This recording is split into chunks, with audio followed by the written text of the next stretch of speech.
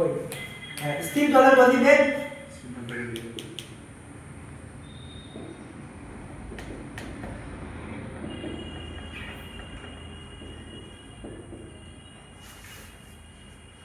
এক ঘন্টায় কত 20 কিমি।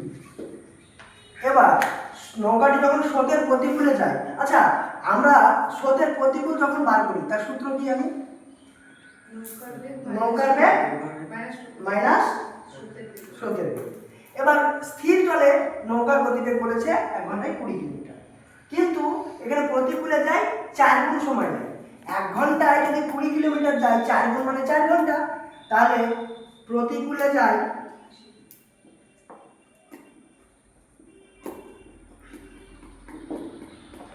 4 ঘন্টায় কত 20 কিমি। তার মানে 1 ঘন্টায় কত 20/4, তার মানে কাটাকাটি করলে কত 5 কিমি। এটা কি পেলাম আমরা? এটা পেলাম প্রতিকূলের বেগ।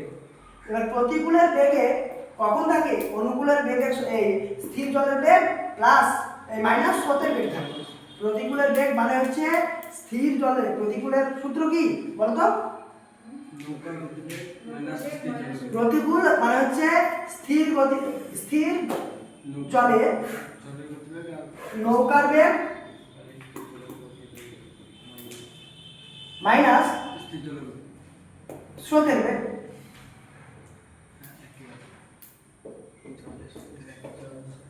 এটাই তো হচ্ছে প্রতিকূলের সূত্র। তাহলে আমরা তো জানি যে স্থির জলের গতিবেগ কত 20 কিলোমিটার আর প্রতিকূলের বেগ কত 5। এবার 20 কিলোমিটার থেকে 5 কিলোমিটার যদি আমি বিয়োগ করি তাহলে কত থাকবে আমার পরে 15 কিলোমিটার। এই যে 15 কিলোমিটার পেলাম এটা কিসের বেগ? এটা স্রোতের বেগ। কারণ বলেছে 4 গুণ, 1 ঘন্টা মানে হচ্ছে 20 কিলোমিটার, তাহলে 4 ঘন্টায় 20 যদি হয় তার মানে 1/4। আর এখানে যেটা 1 অনুপাত আছে, 1 মানেই তো হচ্ছে তোমার পুরো ওই 20 বেগটা অর্থাৎ স্থির জলের বেগ। বাকি থাকছে 3, অর্থাৎ 4 থেকে যদি আমি 1 বিয়োগ করি তাহলে আমার ডিফারেন্স কত হচ্ছে 3। এই 3 মানেই হচ্ছে তোমার স্রোতের বেগ, তাই তো? আর 1 মানে হচ্ছে তোমার নৌকার প্রতিকূলের বেগ, যেটা স্থির হলো প্রতিকূল।